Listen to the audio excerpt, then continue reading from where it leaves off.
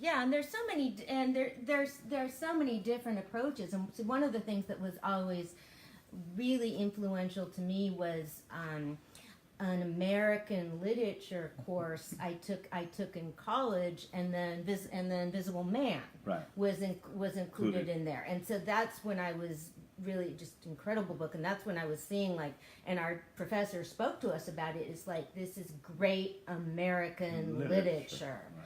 And I was always real appreciative of that. Well, I'm glad they started incorporating that more, Yeah. because there were all these other, writers of color, you know what I'm saying, especially that weren't being embraced under that umbrella of American literature. In fact, one of my kind of American lit teachers was the reason why I got a chance to do an undergraduate research conference based off of my senior paper, which was on African American men's effects, like about college, so I interviewed African American men that had been to college, and all those stories, just put it together. Not every black man comes from a single parent home. There were two black parents who planned on their black son going to school, and they did. So she was the one who saw the paper and said, would you like to present on that? So I had no idea what a research conference was about, I was like, yeah, sure, But it was at UCR, and my subject fell under the sociology umbrella. Yeah. And other people who presented, I remember every single one of the presentations, and they were all worth, high-fiving over, I was like, there was a girl who had broken the cycle of, being on welfare. She was the first person out of 3 generations that got a degree, Yeah. Another Asian guy who had a best friend that was a basketball player at Fullerton.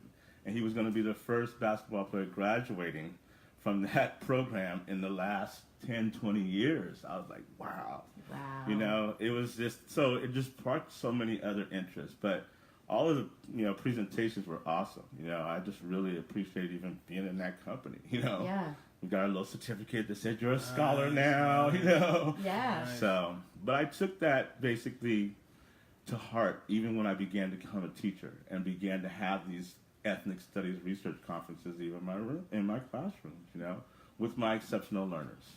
Yeah. So yeah, I appreciate listening to those a lot. Definitely. So, other than that. Yeah, because it's such humanities should be the human experience, and I feel like it's so important to read, books and films, and that when we that we can start to learn about each other through the heart. Right. And that should come first. Right. And so for me, like, I just feel like my whole, like, particularly, like, so much what I know or what I think about race relations is based on reading James Baldwin, because that's the story. That's when you get humanity. Yeah. Right. Well, and that's such at a higher level. Like even his most recent, I'm Not Your Negro. That was like when I went to go see it. I go, that's what we did in college. Welcome to my world, everybody. Okay, this is what we studied all the time. So the thing about it, it wasn't overly surprising. I love how eloquent he puts things, and even in that context of a debate, kind of thing. So, and using those bougie words like that, So it's, but still, it was still well done. And I even think about The Great Debaters with Denzel Washington. Yeah, I love that movie. And it's a great movie. The Debaters. The Great Debaters. The Great Debaters. Yeah. Okay, So that's going on my list. It's a great movie about a black school in the South that was pretty much trying to find other schools to debate, that they wouldn't debate them, and they finally got Harvard to go against them. Wow. And basically linking it to this lynching thing, they ran into a lynching on their way to a debate. Right. And so one of the youngest scholars on the team uses that incident about that lynching to win that debate. It's really powerful. Oh, I'm going to look really that powerful. up. And Definitely. like I said, I think that, as a person of color and the things that we have overcome and the perseverance that we've overcome, and what I see in the schools now and how these kids are just, not acting, like they should be, we've been through worse. Try going to a lynching and then going to school after that, okay? With no counseling, no support, no nothing. They did it. You know what I'm saying? So let's get over what's going on here and get your learning on, you know what I'm saying, and move on, So like I said, I'm kind of a no-nonsense, person. I'm like, don't bring no mess, won't be no mess was the first rule, kind of thing. So, because you can do this. Yeah. You know? I mean, everyone learns differently. It's just figuring out the best way to know how to learn. And it's it's just huge. There's a lot more understood now than when I was a kid too, which makes me very happy. Right.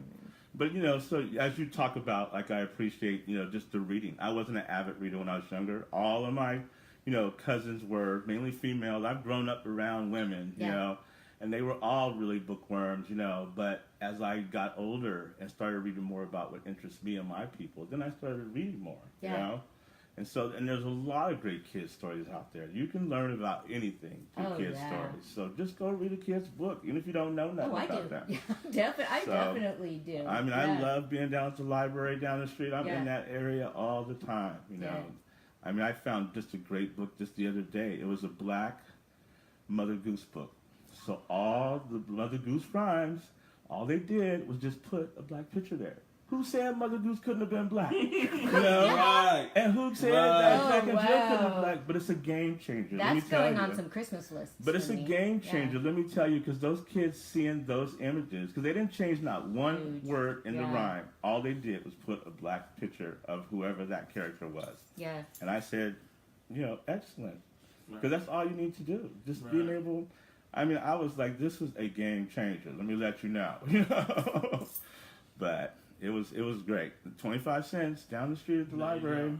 It's in my library. But and when I get a chance to what I call guest lecture, go into classes and maybe share a book. A friend of mine used to work at Brighton Horizons, and I came in during Black History Month, and I would like maybe read a book, on John Coltrane, but it would be a kids book. So that's why I'm always over in that kids section, finding all these great books, because they're getting rid of the books that are of color because the kids aren't reading them. So that's why they sell them. That's why they take them off the shelves and they're discarded because nobody's been checking them out. So they just sell them for cheap, So my library has grown pretty big, but go to your local library, all right? Yes. There's plenty of books there, all right? And great books are for all ages. Right. So like I said, and like I said, you can learn any subject through a kid's book, Yeah. So go do it, Yeah. I read a lot more now. Coming from Southern Cal, I was one of the founding fathers of road rage, okay? So I don't have to do that here. And being able to just take part in the bus is the most reading and writing I've done in my life. Yeah. And I wouldn't change it. You know what I'm saying? Did you start driving right off when as soon as you get a license? Pretty much, as soon as I could get a license. I was, 12 years old. I was in driver's ed. No, not 12. Okay. But no. So I was a sophomore in high school. I think back then we had driver's ed and all that stuff. Yeah. So as soon as I could, yes, I did. And I mean, like I said, I've done my time. I commuted from Riverside to LA, which is like from here to the city, And so, like I said, it's I've done my time. I got my stripes, And I don't need to do that anymore. I mean, that type of commuting I would never do ever again, because that was like living part of your life in the car. Right. Okay, so here's what would you talk to us a little bit about John Coltrane? Well, yeah, basically even learning, I mean, as a, like I was a band geek, I was in, I basically in middle school. I started out maybe piano earlier than that. And so, and then in middle school I played trombone. And then I still had the love of jazz music early on, you know. And when my Uncle Mac used to live, out there in Riverside, I used to go visit and, live with that family, my cousins and stuff. And he always listened to jazz, but I always loved jazz, So, probably my favorite jazz artist would be Miles Davis, but I still liked learning those stories about all those other people. And even through kids' books, Billie Holiday, all that stuff, it was just, there were still ways of learning their history, what they went through, just that music, that's true American music that wasn't stolen from somebody else, and things that was created by those people, And I know there's there's some kind of like hip hop jazz artists, and even in that house scene, there's one that I just came across, and they talk about the history of jazz and hip hop. They don't give rap as much props because they don't think that it's basically setting the tone like hip hop did and like jazz did. Right. So, and it talks about those mistakes, but they still get on those jazz artists and hip hop artists and make those comparisons on how transformative they were in the music industry, and it's tasty. It's some tasty and how they stuff. were transformative, Right, just creating this innovative, music, right? Innovative and creating this music, but they don't give rap that props, So the only thing about it is, and the difference between rap and hip hop, there is a difference, And knowing the history, and there's some great documentaries out there that get into it. KRS-One. Would you tell our audience about the differences? Well, to get into it, I would say, this one of the documentaries that I did see. Well, KRS-One, who was one of those early on pioneers of hip hop. Yeah. I would check into anything that he's talking about, because basically anything that he's on, he puts it down. He does make that difference, because he talks about in one of these documentaries, he goes, we were doing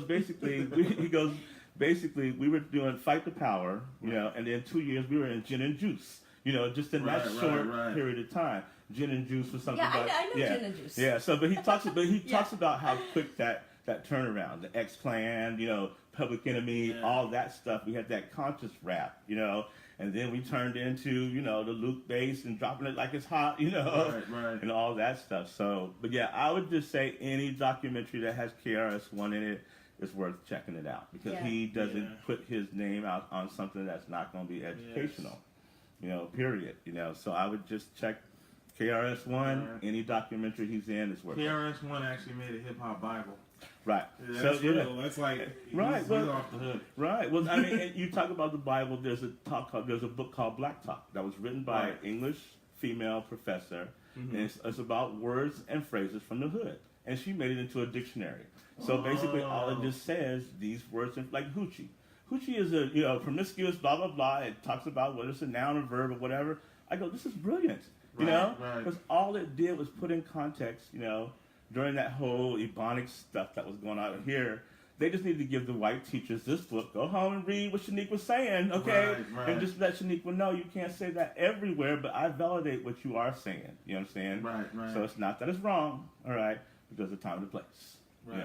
Yeah, what I would always I would like help the kids in my neighborhood a lot with their writing. So I'd be like, okay, this is like traditional standard English like this, and it's your choice how you're going to talk, how you're going to express yourself. But I want you to be able to have the choice. Right, but them understanding the difference between the two, because that was the thing. As far as that, okay, using some of the lingo in the neighborhood is okay, but not on your paper. You know what I'm saying?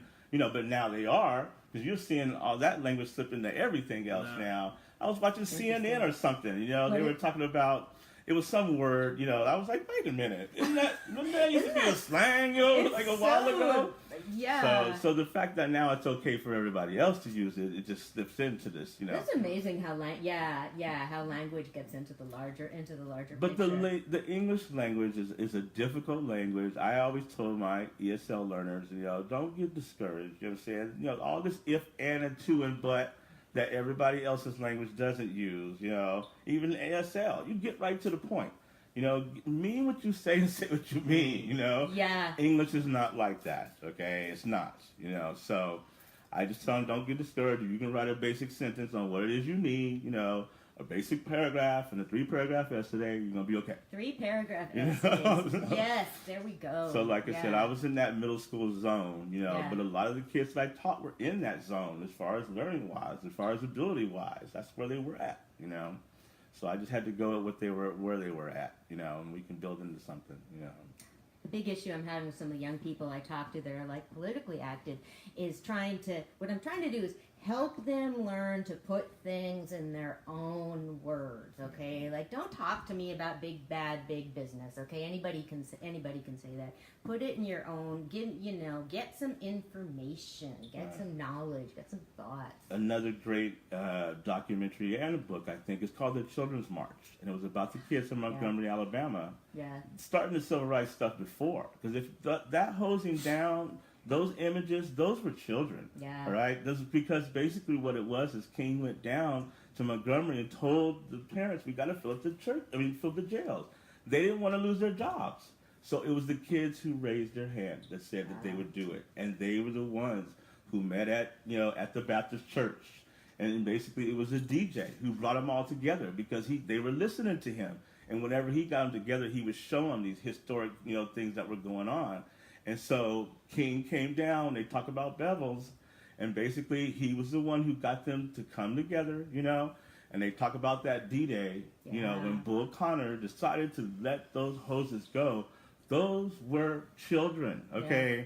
They were children. People need to know. Those were kids because the parents didn't want to lose their jobs, so they weren't going to go out there.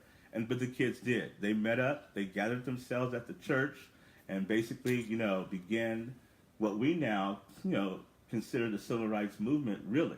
And so I always use that documentary whenever I go and able to teach, because I tell kids, you can make change right now. Yeah. Because Greg, let me see, he was a comedian. I want to say, God, I can't think of his name right now, but he just passed away not too long ago. But he was one of those few famous people that came down. Dick Gregory? Yes. Yeah. And he was saying, they rushed me to the front, and stuff. And he goes, I was in the jail and there was a 4-year-old. Couldn't even say the word freedom. I'm like, what are you in here for? And he could barely even say the word freedom. And they show his mugshot with his name on there, with his age, Oh. And so even the students look at 4 years old, I go, listen, you can make change right now. That's right. So you ain't got to wait till you get older. You don't have to wait till you, And then having taught government, myself to, exceptional learners in high school, it took a whole new light for me, Oh man, learning about government. Right. See, I want to work on, at some point putting together government classes and stuff, just so like people can have some knowledge. Okay, like how does a law get passed? How does politics work? Because just that basic building blocks of knowledge. Right, that they don't teach enough. I'm like, as I was looking at this, I go, wait a minute, you only have one semester on how this institution that runs the country, this is not enough. Yeah. We spent so much time on voting, and I brought my mom down before she had passed away. She grew up in the South in Louisiana. And so as she knew I was teaching them about voting and what you need to do, how you need to pre-register and all that stuff, she goes, now that you know the information, you need to participate. You need to vote. You need to exercise. You need to use that. That makes a big So I was just saying, the people that don't vote, people aren't taking time and going through this stuff and talking about the proposal and about the candidates and who they are. Because that's what all the kids had research on all the time. Every 2 weeks they had a research about something. And it was just, I was just, it really enlightened me more that there are a lot of user-friendly things about the government on the website. You can find kid-friendly versions about, and so it'll break it down. This proposition in 1 or 2 sentences, you know, and not this big old, all these bougie words again, what I'm saying, that they like to use in the English language. But like I said, I learned that there were a lot of, user-friendly, more basic information that you can get. But you got to know how to get to it. Yeah, you got to know where to go, Well, I was asked because I went to the Library of Congress like about 2 weeks ago to research Bayard Rustin. Right. And when I found material about Glide Memorial Church, I was posting on them. Tyree. In fact, I need to tell you, I just talked to. So basically, I talked to Cecil Williams on Sunday, and I had sent him those that you sent to me. And now that I'm thinking about his conversation on where I got those from, he was talking about what you sent me. Because I sent them to his wife. Oh, wow. And his wife, and when he talked about, where did you get those pictures from, or those things from? Yeah. I mean, because I know there were pictures of him that looked really young. Yeah. And now I'm thinking about the conversation that him and I were having. It was about what you sent me that I sent his wife. And they were talking about. That's how, imprinted, I'm in his, vision. I'm like, and I appreciate you, in sending that information to me. I got to print those things out, because I told him I would. But that's what he was asking me about. I was like, wait a minute, he's talking about what I just said to him. And to give people a little bit of background, Glide Memorial Church is a church in San Francisco that has a long history of advocacy and inclusion. I mean, that church has stretched out their arms to everybody. It is a Methodist church. If you go to glide.org, there's plenty of information in there. And in fact, I brought our We Are Family sign because as we are basically getting ready for Pride, and Glide Memorial Church has been in the Pride Parade for more than 40 years. So basically, it changed my outlook on what being in Pride was about. Because here was a church that says, we love you just as you are.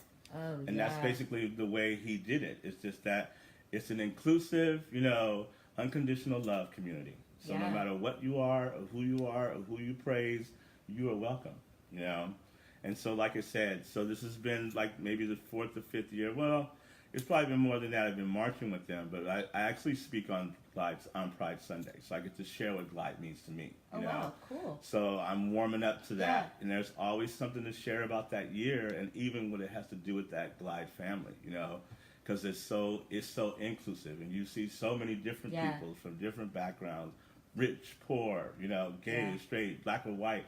Everybody's a part of the family, and so that's why we are family is my motto right now, because we are.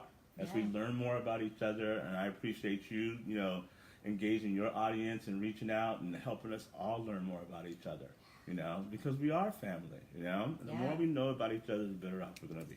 Yeah. So. Yeah, definitely. Okay, well, what? Okay, we are going to take a little break, and we'll be back in just a few.